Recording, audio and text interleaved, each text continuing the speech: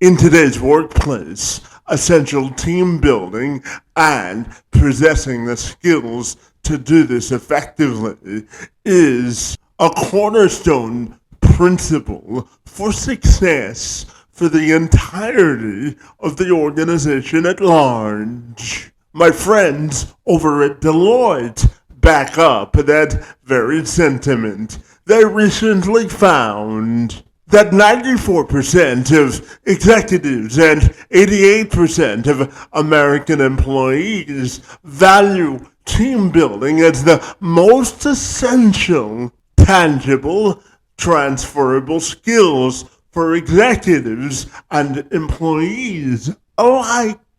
It's a strong indicator of consensus that team building leads to collective prosperity for everyone. For my friend Kelly Burns Meerbott, she spends her days helping executive leaders scale their revenues and their teams without burning out. She's a leadership coach, TEDx speaker, and facilitator who helps executives drive effective and continuous return on investment through coaching, leadership retreats, and cultural transformation. Meerbott says, in addition to growing your bottom line as an executive, it's also important to scale with integrity, all in an effort not to lose the trusted team that helped you reach the height of your prosperity of difference. Meerbott believes that leadership is an actively active verb of consequence, and the actions taken by the leader will permeate through the entirety of an organization from a diversity, equity, and inclusion perspective. Meerbott also has some very interesting insights on how we can scale the importance of the E&I to make it a competitive advantage throughout the entirety of your operation as the executive or organization top leader. And should join me this week to tell me more. I'm Kevin McShann. Let's have this conversation.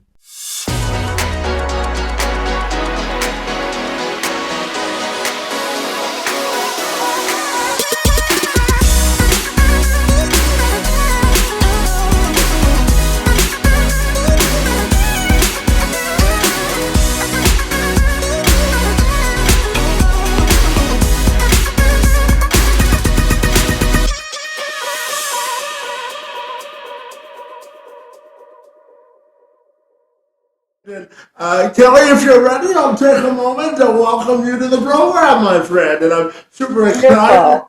excited to talk to you today about leadership and organizational culture, my friend. Great to Yes. see you, and thanks for a few minutes, my friend. Yep. Yep. Absolutely. So, Kelly, before we get into the nitty gritty of our conversation, I wanted to ask you specifically about organizational culture and really establishing a sort of a culture of production, but also of appreciation. And what do you think when we combine those two things? How do you think we can create a thriving organizational culture today? What are your thoughts there? The number one thing you need to create a culture that is strong, built on trust, that is productive, and kind. Now, there's a difference between kind and nice, right? Kind is telling people the truth in a loving way. When I say loving in the business context, I mean mutual admiration, respect, right? You really need to appreciate people where they are and how they show up. I mean, that's, if you look at the Pew Research Center, they have a lot of data around employee engagement. And the number one thing that they quote as a way to keep your employees engaged is to appreciate them. It's not hard. You say thank you in a sincere way, and make sure that you're doing it in a way that meets them where they're at, right? So if you're an introvert, you don't necessarily want to be appreciated in a group setting. But if somebody stops by and says, "Hey, Kevin, you did great work on that. We really appreciate you," and then give you a coffee card or pay time off, whatever it is that resonates with you, that's really how you do it. You start there by appreciating your people and what they bring to the organization. Yeah, and building on that answer, when I give presentations to organizations, I always tell them it's also important to invest in the ideas of the people that you're in charge of leading, because if they can see that their contributions are being valued by the leadership, everything goes in the same boat and everybody's excited to go to work. Would you agree with that? I 100% agree with that. Investing in people, especially, I mean, Kevin, I don't know what the Canadian work culture is like, but there's a lot of layoffs here in the States, right? There's a lot of people that are nervous. And if you invest in your people, it is the number one way to retain good talent, right? Because you and I both know it's more expensive to hire, recruit, and get people into the organization than it is to keep them where they're at and also help grow them. Because as leaders, it's our job to create a new generation of leaders. And the way you do that is by investing in them. Yeah, and I'm also curious to get your thoughts on how societal event affects organizational culture. Things like watching the news or things that happen in our family, and how we sort of can put those into the realm of importance while also performing at work, because in today's sort of polarizing culture, it's difficult to sometimes find that balance. So I'm wondering, how do you think societal events and pressures can affect organizational culture? I mean, you don't leave those behind once you walk through the threshold of your organization wherever you work, right, Kevin? I mean, when I was listening to you, I thought about the Pulse shooting in Orlando several years ago, right? And that happened the Sunday before I was giving a presentation to the Greater Philadelphia Hotel Association on how to have a difficult conversation. And one of the things I said to them was, if you think your people, who a lot of people in hospitality are members of the LGBTQ plus community, if you don't think that's occupying space in their minds, you're out of your mind. So to give them space to feel what they're feeling in a psychologically safe environment, that's literally the way to help them heal, because you have to feel to heal. So how do societal pressures show up and work? They absolutely do. Especially with, unfortunately, the attack on DEI that's going on in the United States right now.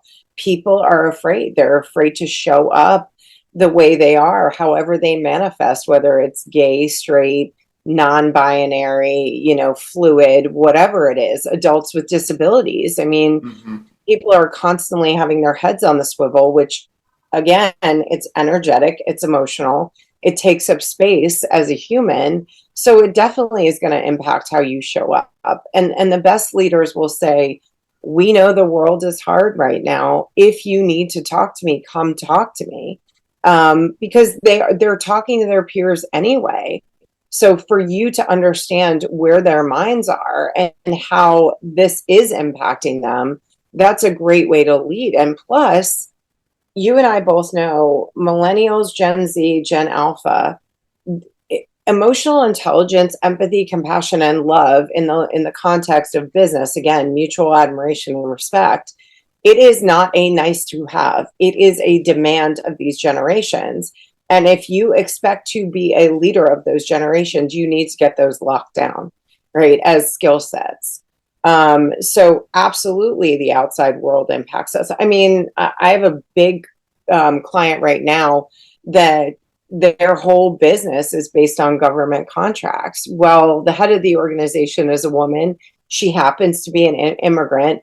Because most of their money comes from the United States federal government, they have had to dismantle their DEI. And they don't want to do that.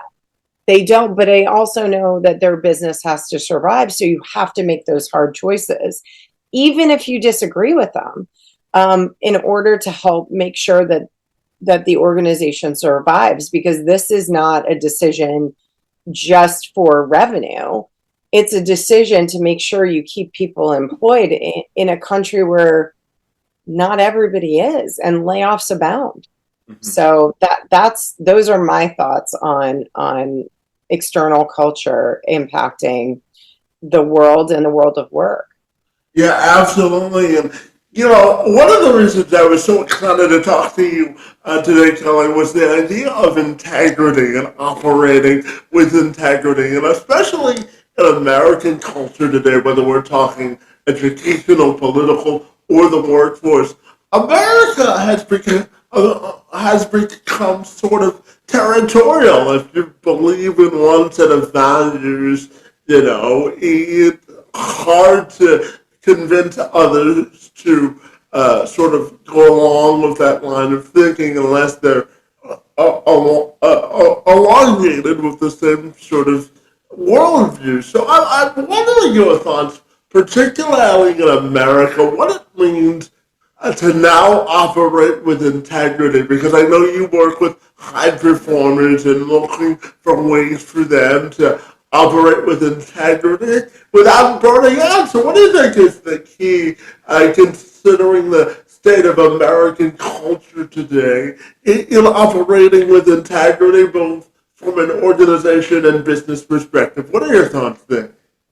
I mean, that's a really big question. So I'll do what I normally do with my clients, and I use myself as a model, right? In my mind, integrity means doing what you say you're going to do, but only 100% of the time. And if you cannot honor the commitment that you made to that organization or that person, mm-hmm. you go back and you renegotiate it. So recently, there was a situation that I had with a client where somebody within the organization made a claim against me, and it was not true.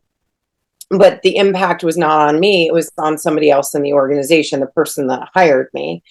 And I had to make an apology to the CEO, and I owned the mistake. In fact, I said to him, this mistake was my mistake and my mistake alone. This should not impact anybody else. Was it uncomfortable? Yes. Did I risk losing that contract? Yes. But here's the thing, Kevin, I would much rather speak truth to power and own my own mistakes, because I cannot ask my clients to do something that I'm not willing to do myself. Part of my job as a coach is to model leadership and show them what that looks like. And again, there was a lot at risk for me, revenue and reputation.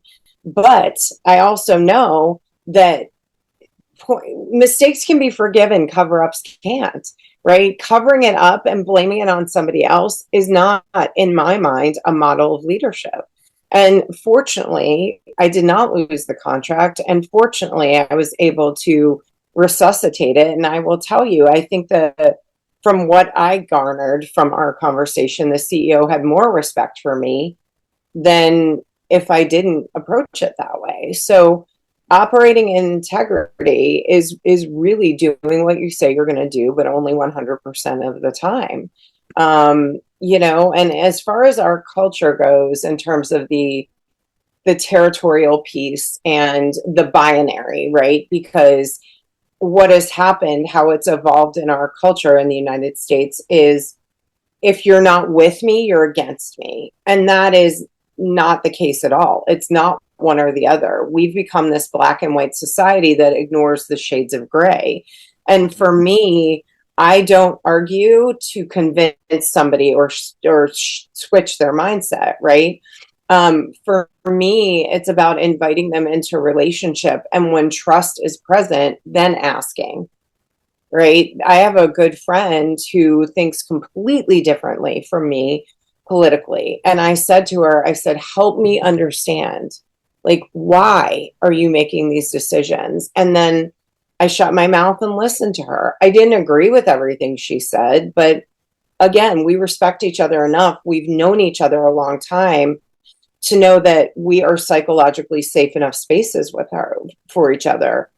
I don't dislike her because she completely thinks differently. In fact, it educated me on how somebody completely different is thinking. Do I agree with it? No, absolutely not. But now I've seen a different lens, which has expanded my mental horizon and maybe will help me coach people who think completely differently. Because I say this to people, I don't care who you pray to, sleep with, or vote for. As long as you're not doing anything immoral, unethical, illegal, or doing harm to yourself or others, it's not my business what you want. It's just my job to help you guide you to the highest potential, whatever that looks like in your mind. Yeah, and one of the ways you do that is you encourage people that, as we talked about earlier, about investing in the human capital. Well, but you also said that's particularly important while we're also trying to grow the bottom line or revenue of the business. And I wonder why those two things correlate so seamlessly for you. And if you could explain why you have that line of thinking, my friend. Right. So, well, first of all, you have to remember who my audience is, right? They're high performers, everybody from small family owned businesses in Harrisonburg, Virginia, which is a smaller town in our country, to five-star generals that hold the nuclear codes. And when I'm speaking to people in corporate, they want to know what the impact on the bottom line is. That's an easier sale for me, to go in there and say, if you invest in Kevin and Kelly, this is the return, right? It's going to be easier for me to get into the organization and do the transformational work that I know I can do, especially if it's in partnership with a leader, than just saying, hey, hire a coach, right? I mean, people in their minds think they don't need a coach, and they don't. Nobody needs a coach. You have to want a coach, right? But my work has been proven over 16 years, hundreds of clients, thousands of hours, to return 30% to the bottom line. Well, that's an easier sell for my people to go to their leaders and say, okay, if you invest in me, here's what the return is going to be to the organization. And it's a wash, or it's returning more than what they're investing in me. That's, again, it's easy. It's an easier sell. And that's why that through line is there. Because I want to transform organizations. I want to transform the corporate culture because they're a microcosm of our society. If I can do that and impact the bottom line, then I'm doing my job and I'm contributing to people's lives and the businesses. Yeah, absolutely. And Kelly, I want to ask you about career transitions and the importance of finding your space. Because I know for you, when you were in the corporate lifestyle, some mornings you woke up and you dreaded the fact of going to work because of the demands and sort of the compromises you had to make when you were in the corporate lifestyle, my friends. I'm wondering if you can tell me about that period of your life and the importance of making career transitions when you think, it's run the course of what you're doing from a corporate or career perspective. What are your thoughts there? So that part of my life was, let's see, 1998 to 2009. And it was not an intentional transition. In fact, it was a shock, right? I didn't see it coming. Maybe looking back, I mean, hindsight is 2020. I saw little clues, but I was making so much money for the organization and I was one of the top salespeople. So, naturally, I didn't think it would be me. But it was. And, 2 years after I got laid off, Kevin, I wrote the gentleman who laid me off a thank you note because what I thought was my worst day was actually my best day because it launched me into what I was called to do on this planet, which is coaching. In terms of making a transition, I always say don't do it the way I did it. I had $75 in my bank account when it happened. 40 went to my business license and 30 went to gas up my car. Fortunately, I had unemployment that took a little bit to kick in and a severance package. So that gave me a little bit of runway. So what did that lesson teach me about my clients transitioning? What I like to explain is let's build up a side hustle that when it matches your income in your W-2 position and plus 30% because of taxes, obviously, then we can seamlessly transition you out. In terms of making compromises, I mean, at that time, Kevin, I didn't know there was another option. I was so embedded in the corporate culture that I thought if your boss tells you to do this, you do it. That I didn't know you could question it. I didn't know you could push back. I didn't know that you could change policy. I didn't know that was an option. I know now.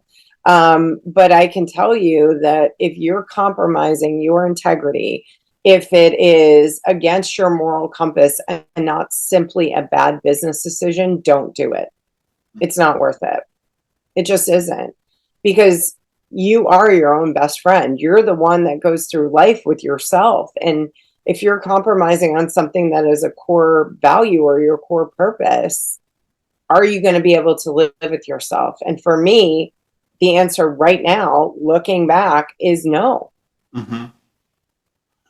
Yeah, I know one of the major influences in your life was your father, who was a PGA professional, and he had 80 top 10 finishes, my friend. And you said one of the things you learned from your father was the importance of performing under pressure, my friend. So I'm wondering what you learned most from your dad and what sort of influence and example he has on the work that you do today, my friend.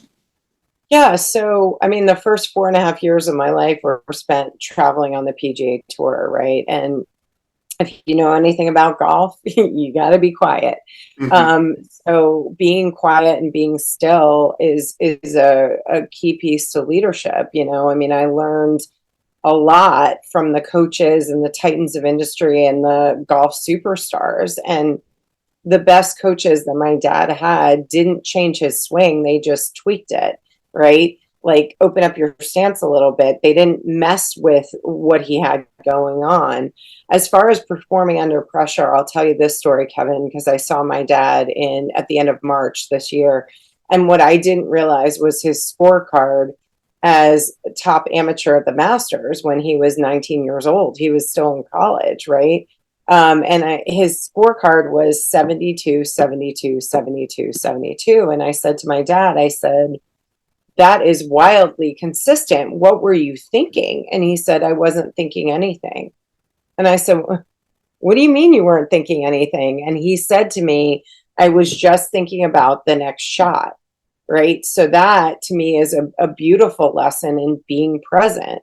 You can't fix those shot you just hit. You can't worry about what the future is. You have to just worry about what the shot is then, right? And once the ball leaves the face of the club, you have no control of it. It's done. So, I mean, I learned, you talked about performing under pressure, and that's really about shutting out the external noise to go back to, the question about external forces impacting the culture of communities, right? Or companies and organizations. It's really about having blinders on and just focusing and not letting that external noise impact you and your performance. That's how you get through high pressure. Another way of saying it is getting in the flow state, right? Where literally nothing around you exists but the thing in front of you, like the next shot. So that, I mean, that I could go on and on about the things I learned about my dad, I mean, and from him, having humor, can really de-escalate a pressured situation. Thinking on your feet, being able to pivot, adjusting to your audience, making sure you have the right lie, meaning setting yourself up for the best shot possible. So, I mean, there are things I could talk to you about for hours on my dad, but yeah, he was amazing to watch in the height of his career, and I'm really grateful I had those moments with him. Yeah, and as you were speaking and talking about your dad, I also wanted to ask you about family dynamics and how they affect the decisions that we make at work. Obviously, this past Friday we saw in Congress in America that they passed a very unpopular bill, depending on who you ask, about how it'll affect sort of the social safety net of families who live paycheck to paycheck, for example. And I wonder your thoughts on how a family should deal with uncertainty if they work within the corporate world, and the responsibility you think that these corporate organizations have to support the people that they observe in terms of employment as those changes go into effect. So I'm not asking for your political sort of stance on what happened last week, but I am curious about your thoughts on how it'll affect both organizational and family culture. What are your thoughts there? I'm heartbroken. Um, it I never thought I would see our country in this state, right? And the cruelty, for the sake of cruelty, and there have been leaders in our administration who admitted that cruelty is the point. The breaking up of families is heartbreaking. And what I would say is, if you have a voice and a platform, use it. I would say for the corporate cultures, you need to employ empathy, compassion, and love now more than ever. As far as navigating uncertainty, I mean, for me, and I was just saying this to a colleague, I take things day by day. And if that's too much, hour by hour. And if that's too much, moment by moment. This is a time to pull each other closer, not separate. The one good thing that I would say that this administration has done is given us all in this country something to fight against, to unify and fight against. Because if you think you are safe from this administration coming after you, you are sorely mistaken. They do not care. They only care about padding their pockets and padding the pockets of billionaires, and that is not what this country was built on. It's built on the backs of hardworking families, on immigrants, on people who have been traumatized by the behaviors of our government. And I think if like I said before, corporate is a microcosm of this country. You are employing those people. So if you have the ability to fill in the gaps and blind spots that this sweeping, horrible bill is doing, do it. Do it. Because that's the only way you're going to keep your workforce engaged and happy and healthy. Because people are heartbroken. This is traumatic. The things I'm hearing about immigrants who are just good, hardworking people that are just trying to feed their families being swept up and put in cages is not the America that I know or hoped. And also, if it's not happening to you, doesn't mean it's not happening. Mm-hmm. So, and this is not what I chose, but it's what we have now. And I would just say, do what you can to fight the good fight, and also radical self-care. Radical self-care. It's more important than ever. stay as calm as you can, rest, drink your water, be with your family, commune with nature, all of those things, because we need people who are calm and clear-minded in order to fight this fight, because it's a marathon, it's not a sprint. So I don't know if I answered your question, but those are my thoughts on this. I just hope it doesn't stick. Oh, well, that only reminds us that elections have consequences, don't they? Yes. Yes, and your local elections have as much of an impact as the major federal ones. I'm not afraid to say what my political stance is. I choose humanity and the health of our human race over any other race. That's me. And it's just again heartbreaking. It is really. I mean, my heart is broken for everybody. Um, Yeah, absolutely, absolutely. And when we look at burnout as a whole for CEOs and organizations, there was a recent study last year from Becker's Hospital that said 71% of mid-sized CEOs or those that run firms and small businesses are burnt out, and they're looking for sort of a refuge to deal with their burnout. So first of all, I'm curious what you think of how high that number is. What do you think is the key to eradicating burnout in a business and organizational culture, my friend? yeah, I'm not surprised by that number at all. I mean, during the pandemic, the WHO, World Health Organization, labeled burnout as a syndrome. I mean, it's that serious. In terms of eradicating burnout, you have to pay attention. You have to notice what is going on in your body, because your body knows somatically first. I mean, how I knew I had burnout, and I call it the gray place, Kevin. Like it's when all the flavor in life is turned off, all the color, right? It's like a slog. You're kind of slogging through things.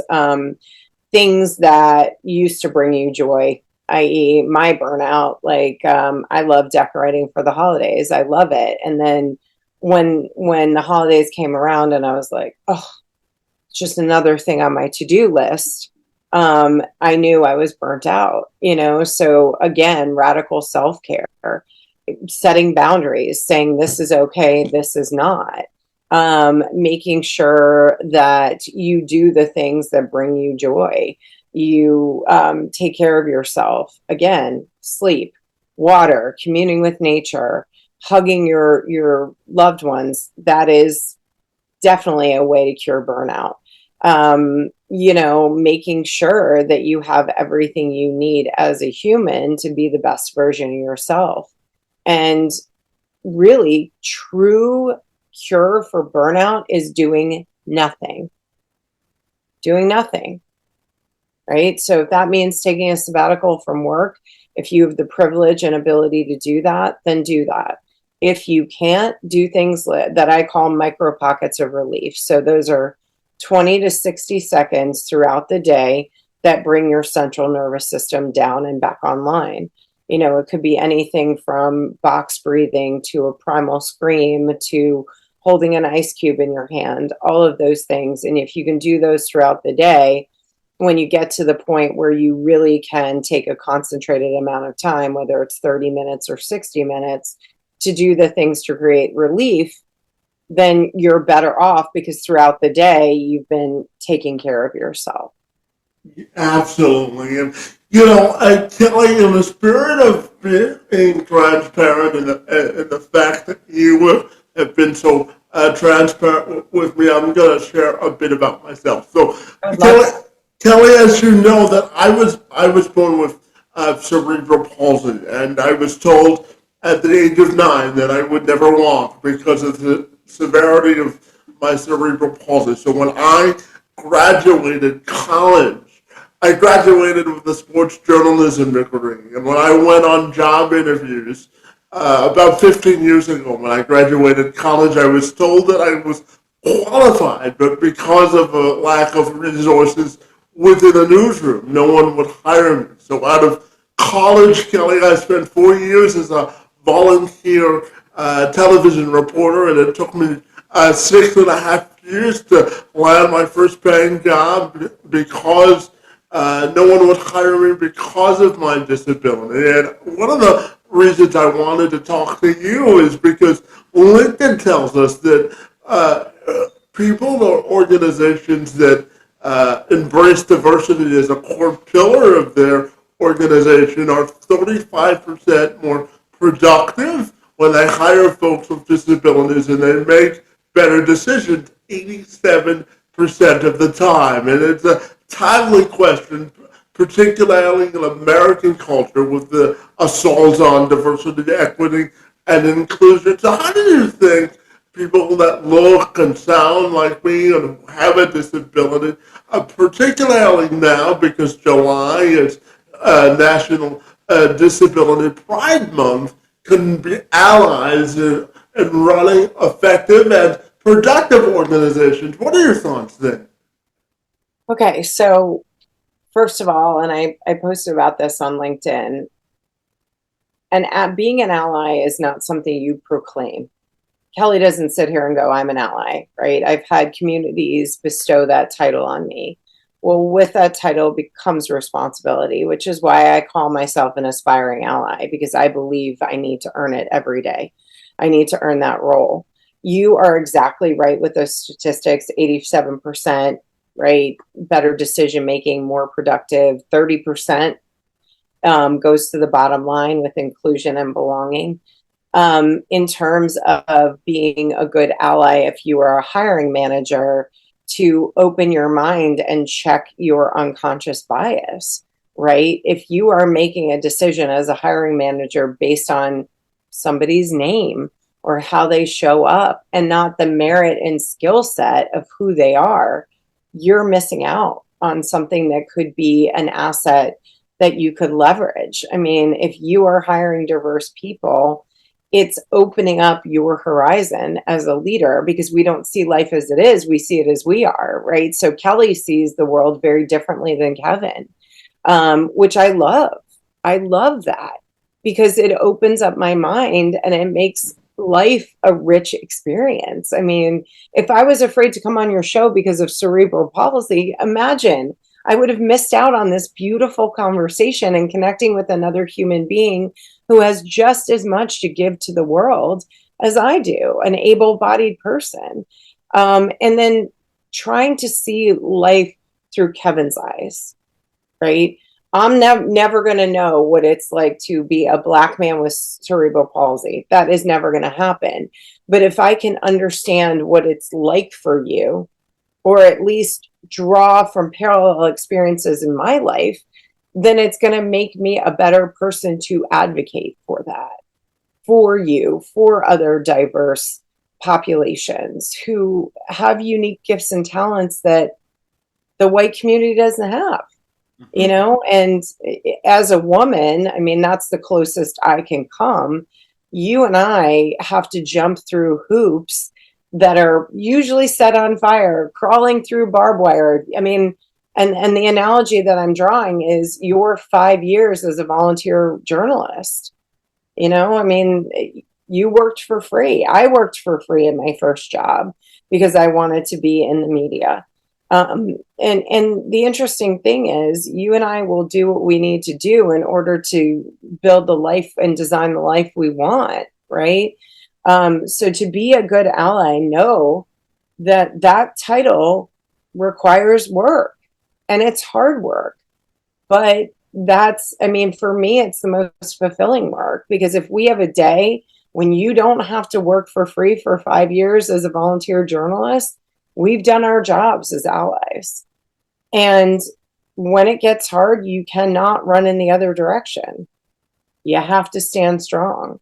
But also being in communication and community with the historically underrepresented communities to make sure that and I'm taking it from my lens, I'm not riding in like a white savior, but I'm there to have your back in the way you need it. Mm-hmm. And, building on that point, I'm curious to ask you about a return on investment, because I know you talk to your clients about strategic leadership and team building and coming to a consensus with integrity. So I'm curious to ask you about sort of the transformation of leadership, because I know you run on leadership retreats and you talk about the importance of strategic leadership, my friend. So what do you think is the secret to effective team building and leadership exercises? What are your thoughts there? So, effective leadership is based in transparency, authenticity, and clear communication, right? I mean, a lot of times during the pandemic, I had a lot of calls from senior leaders and C suite executives asking me what they should be telling their people. And what they wanted was a canned scripted response. And my response was, tell them the truth. Here's what we know, here's what we don't know, right? Because you're going to bond in the ambiguity. If you lie to your people, you've literally obliterated the team and you've obliterated trust, right? So, for me, trust is really not built in these grandiose gestures. It's built in the small, consistent actions, right? Keeping promises, listening deeply, and owning mistakes, right?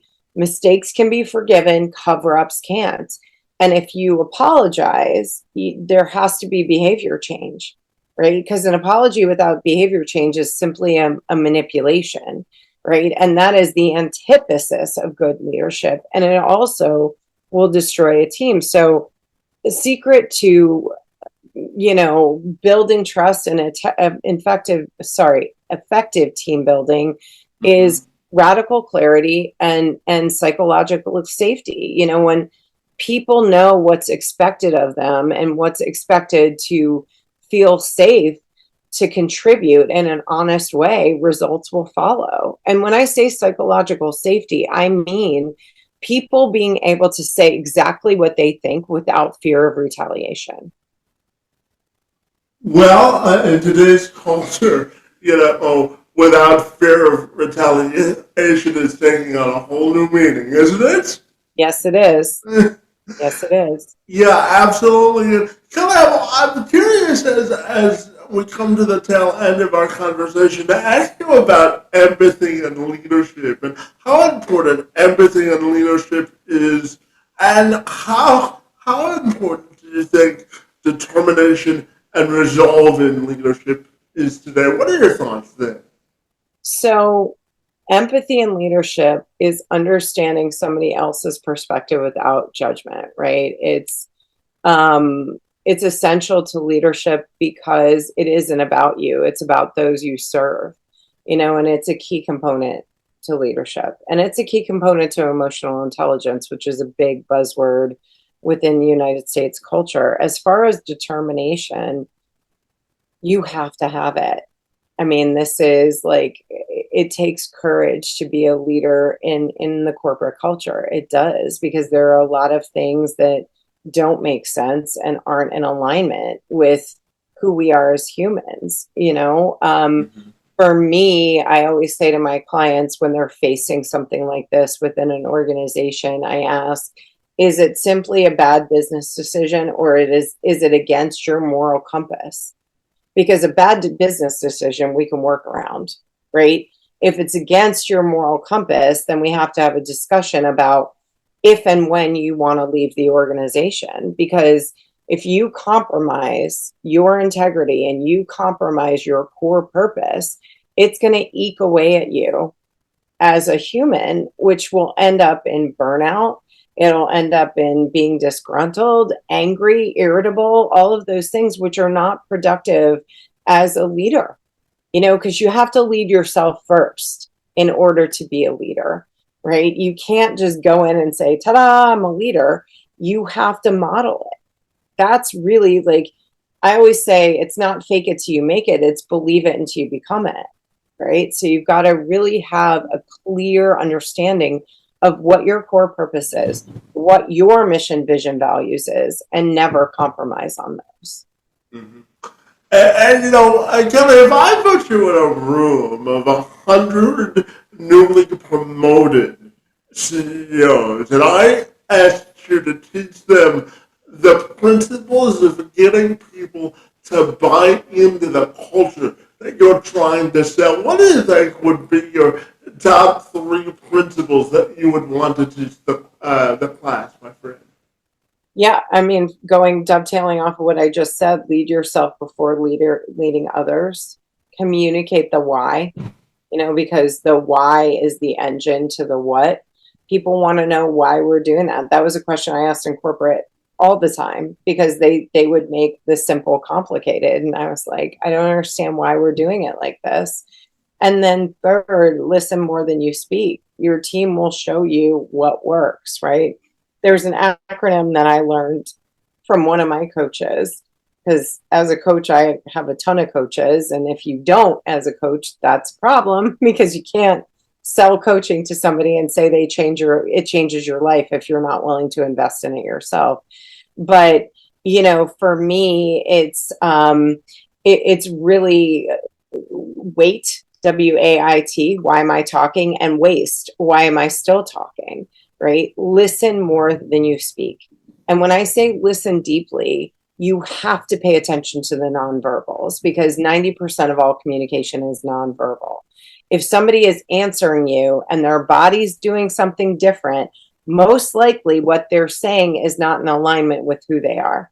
And dig at that. When I'm facilitating, I will watch everybody in the room and I will say, well, Kevin, I noticed your eyes shifted up and to the left. What are you thinking? Because I feel like you're not telling me everything, right? But I only get that by listening deeply and observing. I mean, the best leaders have a relaxed body and calm, observant mind. Another way of saying that is mindfulness. So, again, going back to your question, what would I teach them? Lead yourself before leading others, communicate the why, and listen more than you speak. The listen more than you speak is another sort of avenue I think more leaders, both political and not and political, can learn from today. Would you agree with that? Yes, absolutely. That's why I said to you earlier, I'm not going to argue with you. I'm not. I'm not going to try to convince you otherwise. That is not my job. My job is to focus on creating belonging and connection wherever I go. That's my why, right? Well, in order to do that, in order to have a real conversation where things can change and shift, it's to invite them into a relationship as they are. I don't talk to people about their political views. I just don't.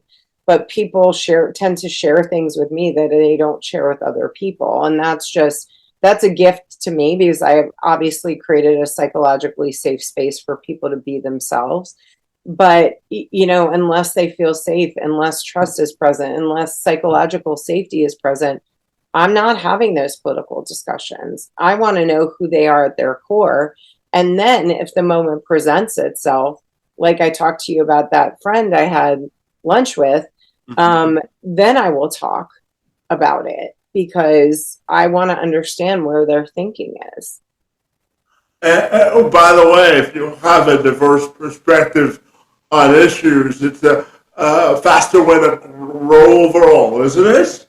Yes, yes, yes. Ab- Absolutely, my friend. And my final question for you this afternoon, Kelly, has to do with your own personal and professional legacy, because I believe that life is all about creating chapters of advancement, my friend. So I'm curious, when you look at your life and your legacy, how do you want your chapter of advancement to read once your time on Earth is over, my friend? What are your thoughts there? I want to be remembered as somebody who helped leaders lead with humanity, who made people feel seen, safe, and inspired to rise. That's what I want. because if we lead a pathway for others to follow, you can inspire next generations to have one of my favorite words, and that's possibilities, isn't it? Exactly. And words don't teach. Your example does. Um, Actions do, absolutely. Actions do, right? Like if you were, I'm not a parent. I have 9 nieces and nephews and 2 godkids, but kids don't learn what you tell them. They learn what you show them, right? So that's the way you model it. And I just want to leave my handprint on humanity's heart in a positive way, and sometimes that means having difficult conversations or speaking truth to power and potentially losing a client or a contract. But it's happened to me before. It's happened many times in my career, and it's probably going to happen a lot more because once I see it, I can't unsee it. And I believe in potential and possibility, like you. If an organization is getting in its own way, and I'm in there entrenched in the culture, I'm going to say something. You Abs- know, yeah, absolutely. Because I just to build on that point, I talk about building reliable relationships all the time, and reliable relationships aren't always what makes you comfortable, but sometimes uh, creating a reliable relationship means that you go to people that don't necessarily have the same view as you to grow, and that can also be classified as a reliable relationship, can it? yeah, I mean, a reliable relationship is based on mutual respect, right? A relationship is give and take. And for me, I didn't realize, Kevin, that I was blocking a reliable relationship when, for instance, I went to lunch with 2 of my friends last week, and one of them was like, I'm going to pick up the tab. And my instinct was, no, no, no, nope, nope. Well, this person was trying to give me a gift. And if I'm saying no, then I'm blocking that flow of energy because relationships are an energetic transfer. And if I'm putting my hands up and saying, no, stop, that's blocking the flow. And this person wanted to do it. Mm-hmm. We as adults have free will choice. And if I'm saying no, then again, how is that a reliable relationship? I It's could, yeah, I couldn't agree with you more, my friend. And tell me, Kelly, if people want to get connected with you, my friend, what's the best way they can do that? Yeah, they can do it. So my handle on all social media is Kelly Meerbott. So it's Kelly Meerbott, Meerbott. And you can go to my website, kellymeerbott.com. Now, I will tell you what I told Kevin. Unfortunately, my website was hacked 2 weeks ago and there was some malware implanted on it. So it is up, but it is not complete. So you can always email me at kelly@youloudandclear.com, and that's all spelled out. So, but really right now, the best way to connect with me is via LinkedIn because it's got all of my information. It's all up to date and all of that. But also the secondary is our website. And I tell you, LinkedIn is the new conversation starter for businesses, isn't Yes, it? it is because we got connected. I mean, I love that, right? And my why is creating connection. And when you asked me, I was like, of course, I would love to talk to you and learn more about you and hopefully serve and support your audience. Well, I have to tell you, my friend, mission accomplished. I could talk to you for another couple of hours, but I Me won't. too, sir. I love that. And I love what you're up to, Kevin. And if there's anything I can do to serve and support you in your career, just I'm an email away. Well, I appreciate that, and I will say that I appreciate engaging in conversation with you, my friend. And I have to tell you, you're really doing the corporate world and organizational culture a big assist, my friend, with all the incredible work that you're doing. It was a real honor to spend some time with you, and I want to thank you for engaging in conversation with me, my friend. It's most appreciated. Well, Kevin, I see you. I appreciate you, and you matter, sir. And I'm grateful you gave me the opportunity to talk to you and get to know you a little bit better. And hopefully, your audience gets a couple of nuggets that they can implement. But I will tell you, don't hold back hope. Hope is really what we all need right now, and we need each other. So pull people in closer. Don't push them away.